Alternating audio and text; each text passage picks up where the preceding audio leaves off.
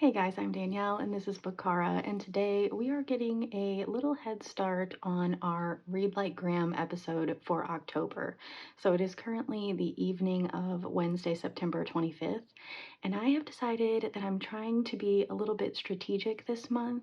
I want to go ahead and decide on my Read Like Graham book before I play my TBR game and before I play Spookopoly, because I'm going to try to combine those prompts to have one like master TBR. So I spun the wheel earlier today and I'm gonna spin it now for you guys so that you can see what I had to work with. So for the section of the library that the book can be found in, potentially youth fiction. For the primary cover color or a prominent color on the cover, I got green. So for the title of the book or the first letter of the author's last name, we got A.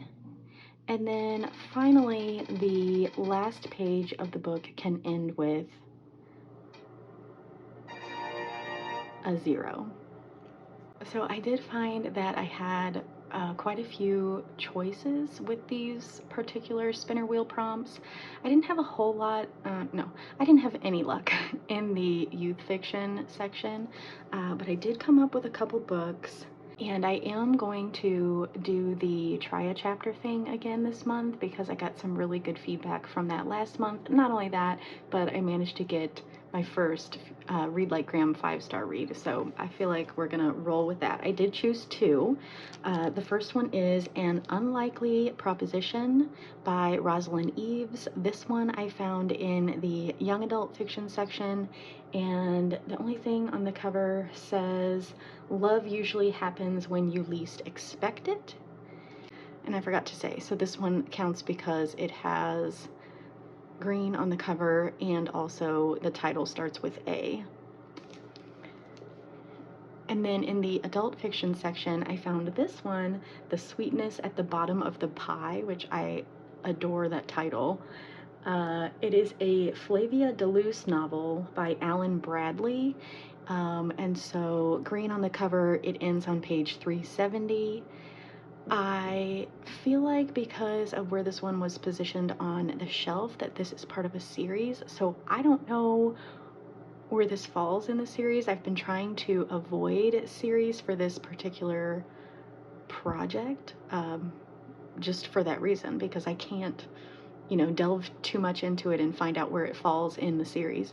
So anyway, I guess we're gonna find out. But yeah, I couldn't resist. This one on the front says, "Wonderfully entertaining, sure to be one of the most loved mysteries of the year. Flavia is a delightful, intrepid, acid-tongued new heroine." That was a mouthful. So anyway, the main character sounds like she could potentially be a lot of fun. So let's try a chapter and decide what we're going with for October. Okay, so I've just finished my first chapter in An Unlikely Proposition. This feels very Jane Austen, which I am not opposed to at all. I will say the first chapter was 18 pages, and when I made it to chapter 2, I saw that we are going to be getting multiple points of view, because the chapter I just read was Eleanor, set in London in April of 1818.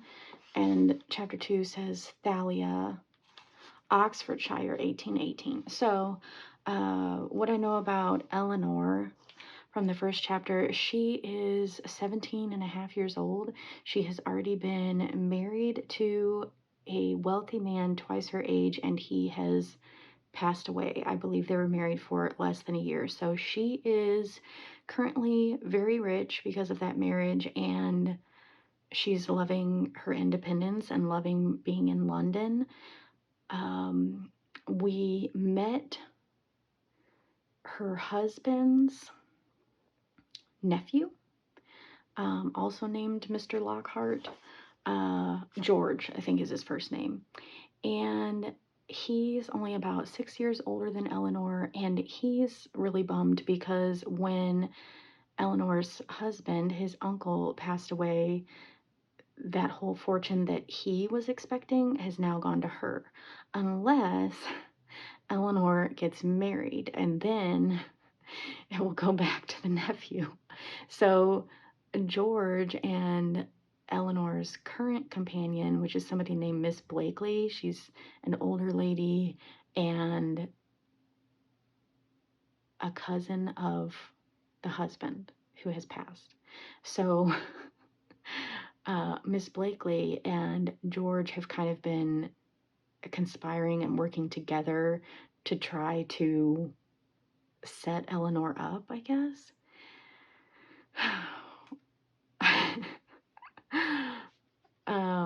Eleanor took her mother's necklace. She's never known her parents.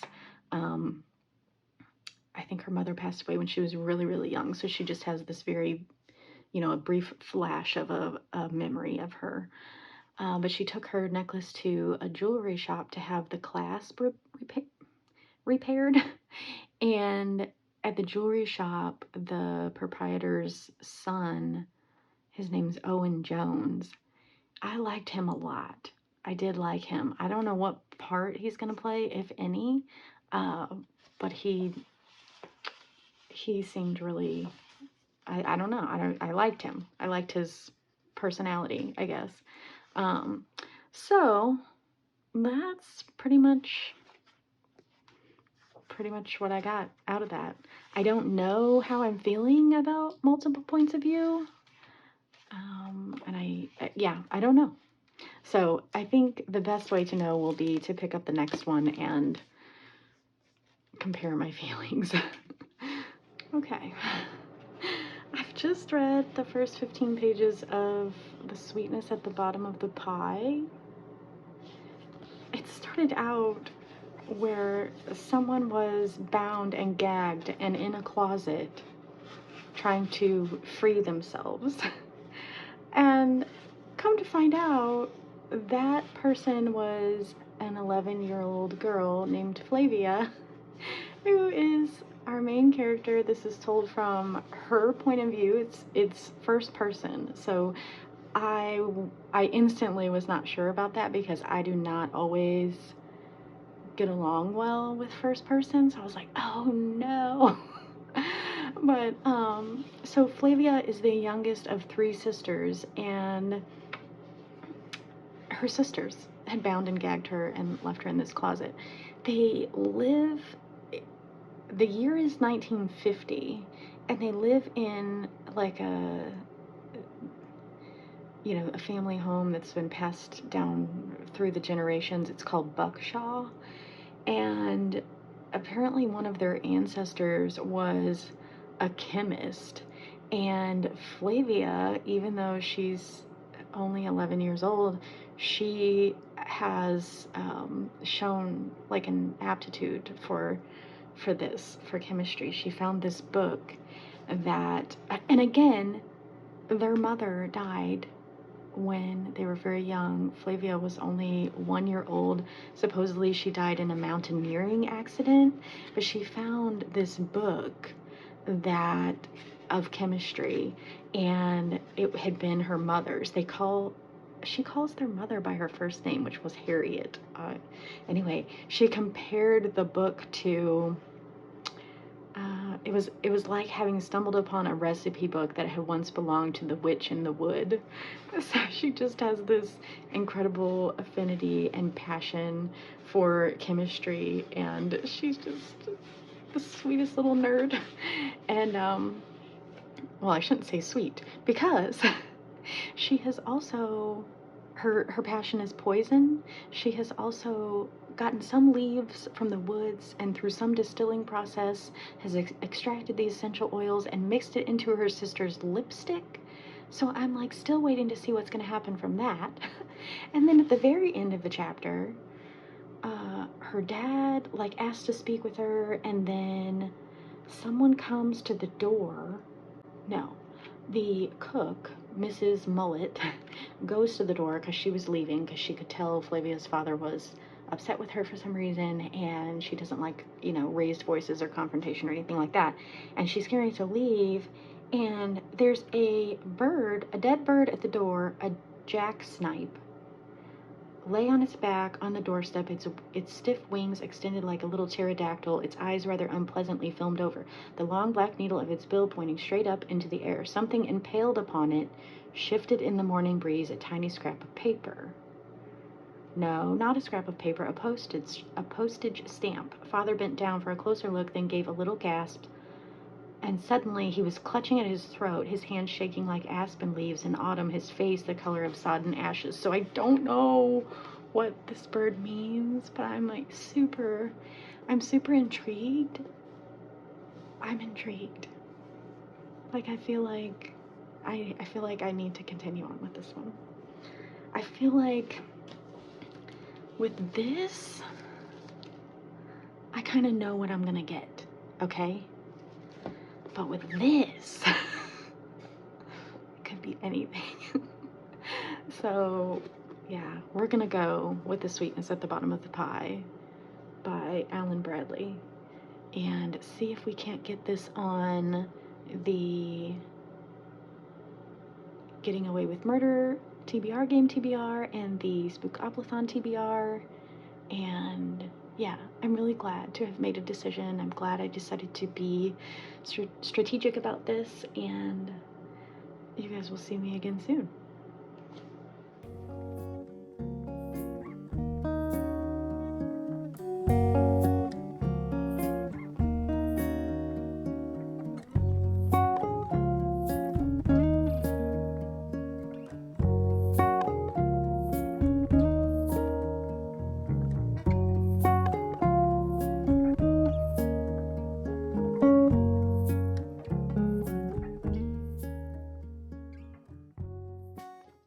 Okay, so we are 103 pages into The Sweetness at the Bottom of the Pie by Alan Bradley. I did go on Goodreads to mark down that I was reading this book and noticed that somehow I managed to pick up the first book in this series. I do not know how. There's not like any indicator that this is book one, but I'm very happy, especially because I'm loving this so much. Our main character, Flavia, she's just like wickedly funny and so smart. She overheard a argument one night between her father and this other unknown person. And from what she can gather, there was a murder that happened like 30 years ago, and she thinks that her father was somehow involved. The next morning, she wakes up and she discovers, to her delight, a dead body in the cucumber patch. And so, of course, you know, the inspectors were called and, you know, they basically just dismissed her. And so she's taken it upon herself to solve this murder now. So, yeah, it's very, very good. The writing is exceptional. Set in 1950 in a place called Bishop's Lacey. So I don't know. I may have to pull up the map because I don't know if this is a real or a fictional place, but really, really enjoying this so far.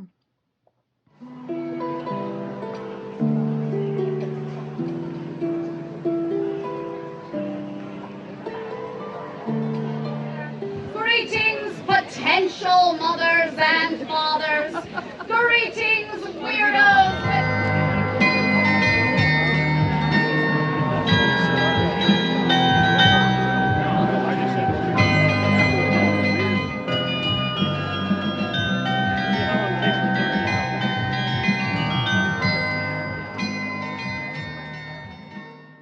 Okay, I am stopping to check in again. I am just past the 200 page mark. out of 370 pages. I feel like I've lost my momentum a bit, and I don't know if it's because of the pacing or if it's because I've been also reading 2 chapters of Fool's Fate every day since the beginning of the month. So this one has kind of taken a back seat, like priority wise. But kind of where we're at, Flavia's dad is now in jail because they suspect him in the murder of the body that was found in the cucumber patch. So, something I didn't mention previously that is significant to this story, around about the same time as the body was found in the cucumber patch, there was also a bird, a jacksnipe, that got dropped on their doorstep, and punctured on the bill of this dead bird was an orange penny black stamp. So now I'm learning some of the history of like the dad's connection to the man who was found dead and who he had been arguing with the night previously. And I'm learning some of the history about this stamp and its significance. So the dad has been a stamp collector, and I guess this was kind of like a thing that the boys at his school growing up did. This was kind of like a hobby. So this stamp is potentially worth a lot of money because it along with an entire sheet of other orange stamps were used as a signal to notify other like conspirators to rebel against like the reigning monarchs at that time. So I'm telling you, some of this stuff went over my head.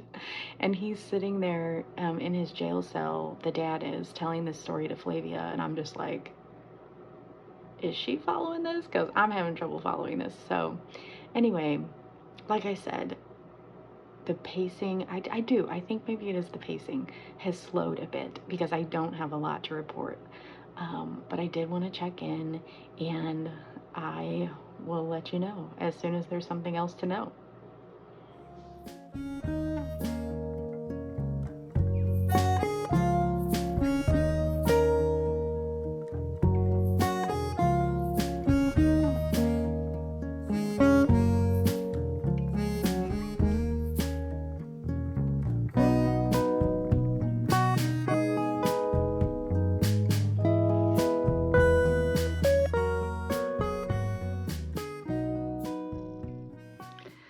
Okay, babes, let's talk about my final thoughts on the sweetness at the bottom of the pie. I cannot tell you the last time it took me 2.5 weeks to finish a 370-page book, but this was the most recent time that happened. Um, so as you know, the pacing slowed down a little bit in the middle. And on top of that, I decided to also read 2 chapters of Fool's Fate at the same time a day. 2 chapters of Fool's Fate a day at the same time I'm trying to finish this. If you know me, you know that I love Robin Hobb, and nothing compares, and it wasn't even fair to this book to do that. I confess. So I'm going to keep that in mind when sharing my final thoughts. It did pick up again toward the end. There was some suspense. I appreciated that. Flavia, she continued to be just fantastic. Before I reached that tension building point at the end, I thought to myself, man, I was really hoping that this was going to be a mystery series that I could continue, but I'm having doubts that I'm even interested. I I think I will. I think I will. Flavia is just, she's an amazing character, and this is quality writing. It was just definitely had like that, like almost classic mystery feel. I don't even feel like I've read that many classic mysteries, and I'm thinking like Agatha Christie type thing. Yeah, I don't have a whole lot to compare it to, but I just sense the value of this. I can especially see these Flavia de Luz novels as being really good, like palate cleansers. That would have made more sense. That would have made more sense to read Fool's Fate and then read this baby before I moved on to anything else. Um, I'm learning, I'm growing. So, yeah, I don't know. I don't want to say a whole lot about the end because I don't want to give it away, and I do think you ought to pick it up. Um, I mean, Flavia solved the mystery. Is that a spoiler? Um, yeah. Yeah, I better not say too much. It's super cute. And I do recommend. I am glad that I read it. I think overall, with just the stellar beginning, um, the mediocre middle, and my whole questioning whether or not I was even going to continue, and then the ending, which just wrapped up really, really nice and neatly. I think I'm going to give it a 4. I think I'm going to give it a 4, which means I really liked it. It means it wasn't perfect, but it was better than okay. And yeah, and I think with a 4, I feel good about trying the next one in the series. So I hope you guys have enjoyed this installment of Read Like Graham.